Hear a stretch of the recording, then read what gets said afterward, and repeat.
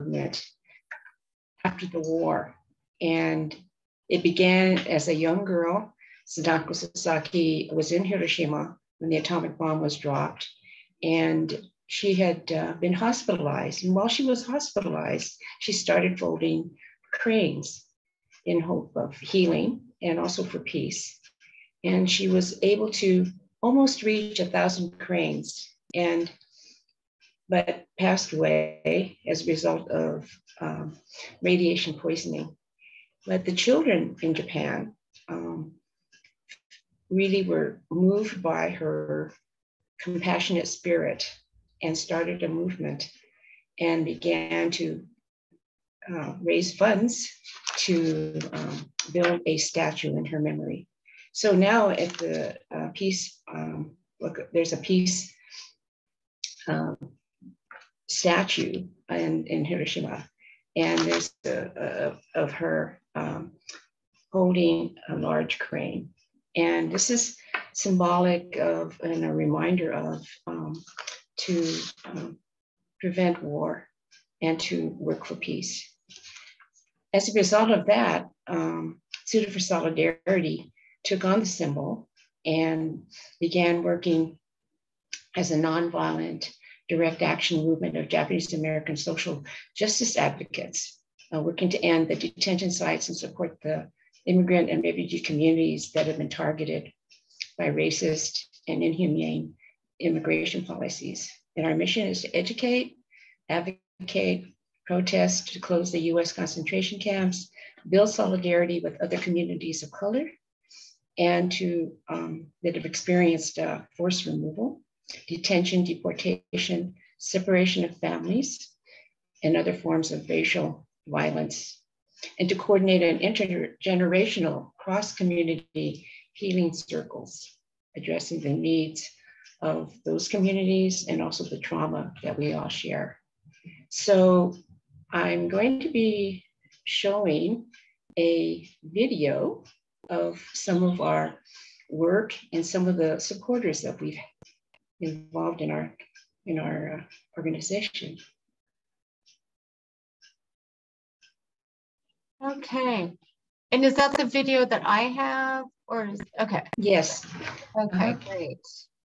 This video was created by Emiko Omori, a renowned filmmaker. Mm-hmm. Okay, here we go.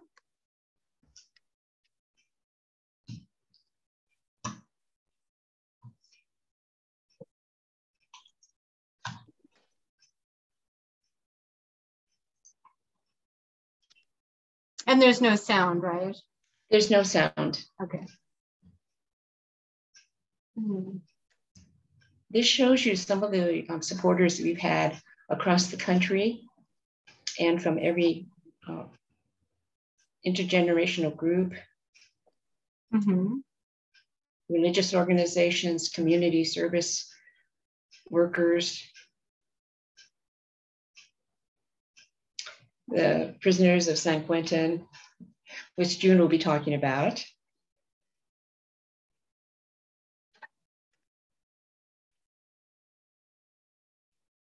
As a result of our call for action, we had requested 120,000 cranes that represent the number of people who were interned, and we reached 250,000. And of course, the pandemic took place and many of them have to be sheltered in place. We were planning to have a march in 2020, but we had to cancel and postpone that. But we're still, in the process of collecting cranes in remembrance of our ancestors and also of the children and immigrants and refugees who are still being detained at the border.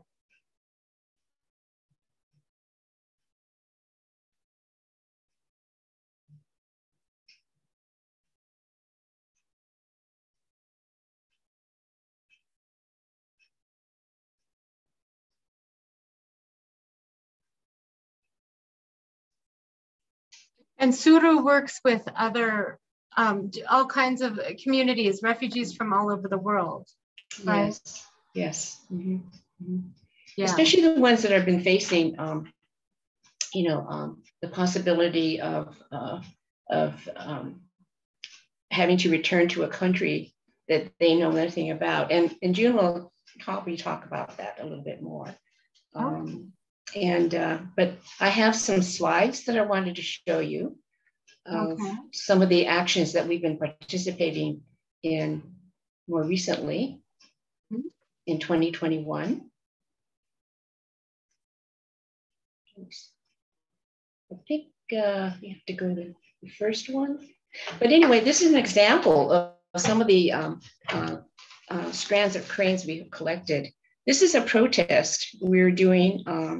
It's a protest rally in support of Lamle, who is seeking a pardon from Governor. Yeah, go there to start. Yeah, there you go. Okay, yeah, okay. This is a photo of the rally that took place in the state capitol, Washington, in Sacramento, in support of getting a pardon for Lamle.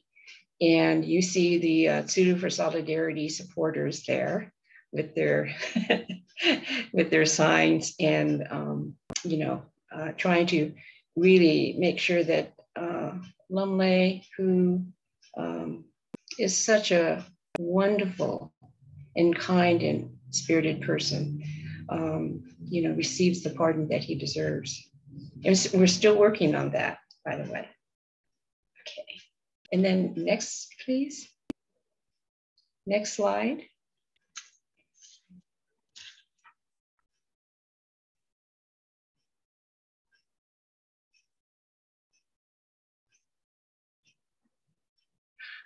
And this is an example of the thousands of strands of cranes that people have folded very lovingly to remember their own descendants or survivors of the internment camps, incarceration camps. And this is from the rally in Sacramento. And we have these giant cranes that one of our Tsuru committee members folds and makes. Okay. And we've also participated in an action in El Paso at Fort Bliss. And these are some of the Tsuru allies. It was in July, it's July 2021, not 2022. Although maybe we're thinking 2022, possibly. But these are some of the allies that joined with us. And we're so excited about folding cranes. And the gentleman who has the yellow crane, that was the first crane he's ever made. And he was so proud. He wanted to make sure that we took a photo that he could share with his family and friends, that he was able to create such a wonderful and beautiful object. Let's see, in the next slide this is the rally. These are some of the actual survivors who were children in the camps. And this is why they have such a strong connection to the children who are been separated or who have been detained. So kodomo no tamani is for the sake of the children. And this is a rally cry in terms of trying to make sure that people remember that they were children at one time, and they know what it was like to be incarcerated as children. These are the elders who spoke. Now this is Akemi Ina, and you see the photo of the little girl standing in front of the truck there. That's her. And she was born in Topaz, Utah. This is one of the incarceration sites. And you see the guard towers in the back there. So this is, and it's very isolated in desert. So you have all the environmental, like you have the storms, and then you have the rain, and you have the hot sun. And this is what they had to live through and live with while they were interned. And this is part of her artwork that you see, this large crane. This is all hand drawn. And you see the child behind the bars. This is what her memory, she remembers being incarcerated, and she so relates to the children who are facing this kind of trauma. The next slide shows a little bit more close-up of one of her cranes. Yeah.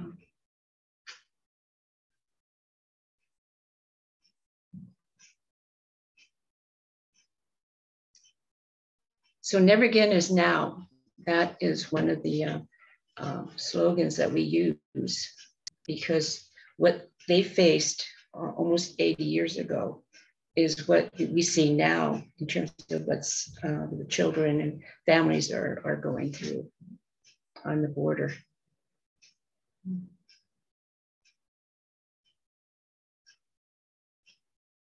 Okay, well, thank you. Thank you, Jen.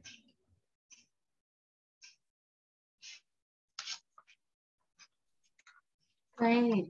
Do we have any questions before we move on about the history? One thing I learned, I had the opportunity to tour to visit the Japanese American Monument Memorial here in Washington, D.C., which I didn't know about. And I learned that there were even more camps than I realized. Mm-hmm, mm-hmm. Can you tell us how many there were 7 or right? 7? Yeah, you have the 10 that most people know about, but then you also have the Department of Justice camps, where some of the resistors and some of the protesters were also incarcerated. Mm-hmm. And this was under the Geneva concept. So it was quite different for them, but they did face incarceration too. Yeah. Mm-hmm. And I think as you learn more about it, and you learn how unjust it was, many of them were US citizens, and they were placed in this kind of situation. And there was no one to speak out on their behalf. And this is why we feel it's important for us to speak out on behalf of those who are going through similar trauma. Mm-hmm. Oh. And Susan says in the chat, the child behind the bars reminds me of the farmer's outline burned onto the side of, it just lit up here. The barn in Nagasaki, tragic losses, injustices on both sides of the Pacific. Uh-huh. Mm-hmm. Mm-hmm. Mm-hmm. Yeah, right. Yes. Well, okay. Well, I will turn it back over to you to continue with the rest of the presentation, and we'll get into the origami. Yeah, thank you for sharing that, Susan. So this is Jen. I'm going to just say a few words, and then we're going to go into origami. I have a presentation, but I think I want to do origami. And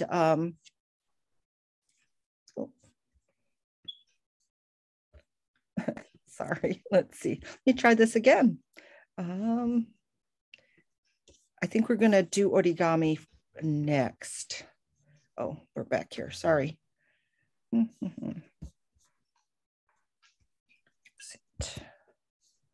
Okay, are you still seeing Geri's slides? No. Oh, okay. Okay. We're doing, it's just you and I. Okay, okay. Okay. Let me go back to Zoom. Sorry, I'm just like learning this. So I want to fold a few things with you. And, but first I just, want to say that I'm Jen Hamamoto. I'm with, also with Tsuru for Solidarity, but a former student and I have a group called Folding for Justice. And so the presentation today, I'm going to just show one slide of, this is my prison class at San Quentin. This was at the end of 2017, beginning of 2018. We did a project of blue butterflies that we sent to South Korea in support of a grassroots protest against the THAAD missile launch site. And there's a link to something called a 100-bow ceremony that was done every morning by the villagers who are protesting the site. So that was just one of the many actions that we've participated in as the prison origami class. So let's get started now with origami. If you have origami paper, please get it out. If you don't, you can tear something out of, like I had this program from KQED booklet or a piece of junk mail, tear it out, and then fold it against, fold two of the non-torn edges together and come to a point. If you can find a landmark on your paper, that would be super. So I'm going to fold this. Does tissue So paper? Junior folded it to make a square, right? Does tissue paper work? Tissue paper is too thin. Okay. too thin. Okay. You need like you could take a piece of printer paper from your computer or a piece of junk mail and take, a sheet out of there, or a sheet, tear a sheet off of a magazine.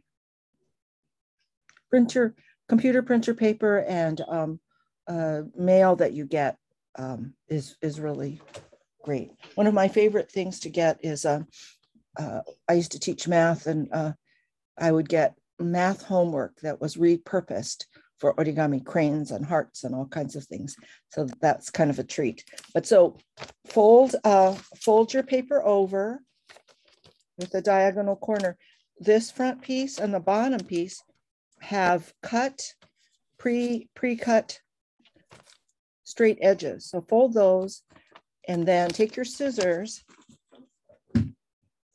If you have a guideline, like I have this blue line on the left, I'm going to cut on that line. If you don't have a line, you take your paper and fold it over at a right angle. I'm going to go ahead and cut on this line. So I'll give you a minute to get your paper, and you can cut a few pieces.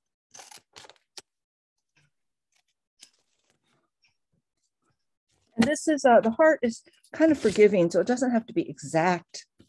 So here I have, now I have a square. And it should be square shaped. Should be a square shape. Yeah, yes. yeah. Okay. We are gonna make, we're gonna make hearts. We're gonna do a simple heart at the beginning. I have a purple one on my wall there. We're gonna be making this heart.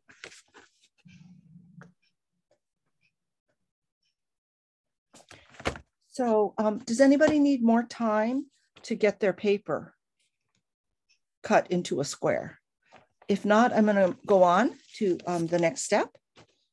Nobody? Everybody's good? Okay. Okay, so we're going to take our paper. I'm going to use origami. Everybody's shy. Yeah, or they're shy. But we can run through this twice, I think, would be a good idea. So you're going to take your paper, your square piece of paper, and you're going to take one corner and put it on top of a diagonal corner. This line is my fold line, and it's going to be what we call a valley fold. We're folding it into a valley instead of a mountain fold would be like this. So we're going to take one corner, bring it up to the next corner. What I do is be very carefully hold these two together. I like to do this on a table and run my finger down the center and kind of make a pinch mark all the time, holding this point. Run your finger down to the center and then go left and right on the table. Make a good strong crease there. So you're starting, bring one corner up to the bottom corner up to the top corner. You can do this in the air, but I prefer to do this on the table. Hold the 2 points, hold it down with one finger, bring your finger from your other hand straight down, make a pinch, and then go all the way across. So now you have this first fold. Is everybody, please unmute if you'd like me to go slower or you have a question. Then you're going to unfold that.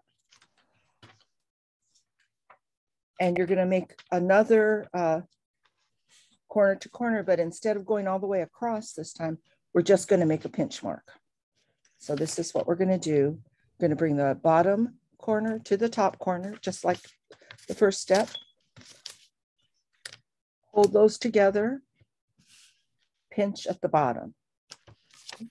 So we have our diagonal line, bring the bottom to the top, and pinch at the bottom, and then open up. Okay. The next step, we have our diagonal line, the pinch mark. You're going to take your bottom corner and bring it to the pinch mark, and then make a crease all the way across. Okay.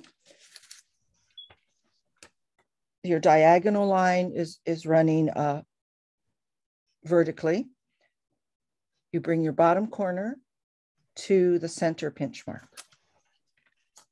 and go all the way across. Okay. I'm assuming everybody's good so far. So this is what we have. This dotted line is our next fold. It's called a valley fold. We're going to take the top corner and bring it to the bottom center. Maybe I should mark that spot right here. And there'll be a line there so you can see that. You're going to take your top corner and bring it down to the bottom in the center. Okay, and then go ahead and fold that across. Top corner to the bottom center, fold across. Okay.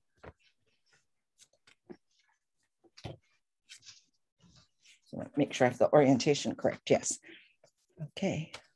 So the next fold, this is what we should have. Big triangle on top. Underneath, we have a smaller triangle. Mm-hmm. These dashed lines indicate the next fold. And we're actually bisecting this angle. This is the bisector here. And then we're going to, again, bisect this 90-degree angle. And the way to do that is to take this top folded edge and bring it to the center line. And fold. And then you'll do the same on the other side. Those two angle bisectors. Make good sharp creases. I often use the back of my thumbnail, or if you have a popsicle stick, works great, or a pencil.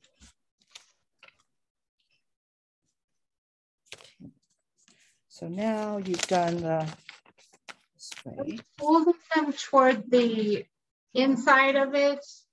Okay, like let's see. I just wanted to be clear, make sure I was folding. You fold them in, you continue folding inward. So are you here? Yeah, you don't see me? Who is it? Lisa. Oh, can you? It's Lisa. Can you make yourself bigger? Great, okay. So the big triangle is on top. The little triangle is underneath, okay? Right. So you're gonna take and fold down like this. Yes, yeah, perfect. I had it right. Okay. And then I didn't know if it was going the other way. Yeah, no, then you're gonna do the matching side, the symmetrical side. Okay. So you'll have this, what's starting to look like a heart, but it's upside down. Yes. Like 2 snow cones. Two snow cones. Okay. Like, yes. Okay. Like this, right? So then now, yes. Yeah. You're going to bring it, turn it around. Let's see. Flip it over and put the little points up and the single down. Okay. So so the open side is facing towards, well, let's see. We're going to be working on the back side where there's a little pocket. Okay. Yeah. Okay. And see where the my marks are? We're going to bring those points, these points down to the color change. If you have a color change, it will be white and a color. If you have computer printer paper, you're going to bring it down from one layer to where the folded edge is of the double layer. Fold here, and you'll touch that folded edge or the color change. Yes. Okay. Okay. So we're almost there. It's looking like a heart. Starting to look like a heart. So you've got these two, and then there's a see where the color changes here? The white and the red, that's going to be your starting point, or it's going to be the double folded layer and the single layer. You're going to make a straight line down from this line and come in and fold that in. Okay. So good, strong, and then turn it over, and there's your heart. I did it. Hey. Yay. Okay. Does anyone else want to show us their heart? Just open your video. We'd love to see your heart. Show us your heart. And if you'd like to, we can run through it again. Maybe people could let us know if you'd like to see that again. We could. Needs to see it? Does anyone need to see it again, or do you want to show us? Maybe just do a quick. Yes, I'd like to see it again. Okay, great. Okay, let's do it again. And if you've already made your heart, you can make another one, because I guess I didn't tell you that we're trying to make 10,000 hearts for the anti-Asian hate campaign for victims of anti-Asian hate crimes. So we're at about 8,000 now, but we still have some to go. So if you've already made one, if you could make another one as we go along, that would be great. Okay, so I hope everybody has a square sheet of paper. Okay, we're going to take our paper and bring the top corner down to the bottom corner. This is the black line is the fold line. So we're going to bring the top corner down to the bottom. It's really good to try to match those corners down really well. And then run your finger